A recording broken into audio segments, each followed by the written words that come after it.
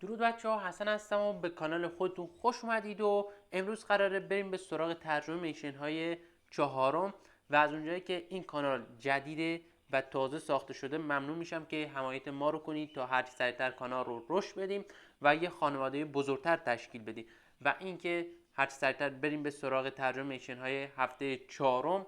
حتما با ما همراه باشید، لایک ویدیو فراموش نشه، کانال رو هم حتما ساب کنید که کلی به ما انرژی میدید. خب بریم به سراغ میشن های هفته چهارم. خب میشن اولیش گفته کامپوستور را در 5 مچ در حالت کلاسیک بردارید. همون سر انفور که روی انفور، حالا روی هر گانی که قرار میدیم میگه اونو بردارید. و میشن دوم گفته در حالت کلاسیک 60 ثانیه پس از فرود انمی از بین ببرید. یعنی شما بعد که از هواپیما پایین میاید 60 ثانیه رو شروع میشه و باید داخل همون 60 ثانیه یعنی 1 دقیقه یه انمی رو از بین ببرید. و میشن سوم نوشته که در حالت کلاسیک دوبار از کلاه لول 3 یا همون مکس بردارید. و میشن چهارم هم که گفته 60 دقیقه داخل بازی باشید، حالا چه ارنگل، لیویک، هر چیزی که میخواد باشه. میشن پنجم گفته که در حالت کلاسیک 5 انمی یا دشمن را با SMG در ارنگل از بین میبری. حالا SMG میشه یوزی، ویکتور، از این گانا مثل اینا میشه.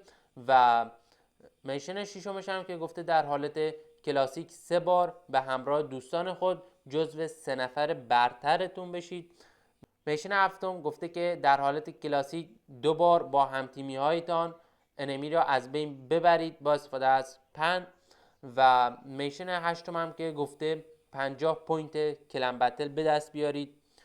میشن نهم که گفته بیش از 10 بازیکن در حالت آرنا، یعنی وقتی که شما آرنا رو استارت میکنی داخل همون آرنا باید بیشتر از 10 تا کیل حالا بگیری.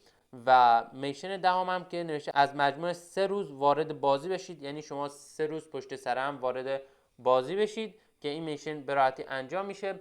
و میشن 11 هم که گفته رانلو که داخل حالا ارنگل همون مپ جدیدی هستش که به بازی اضافه شده، گفته روی سر خونه اون شی بیایید.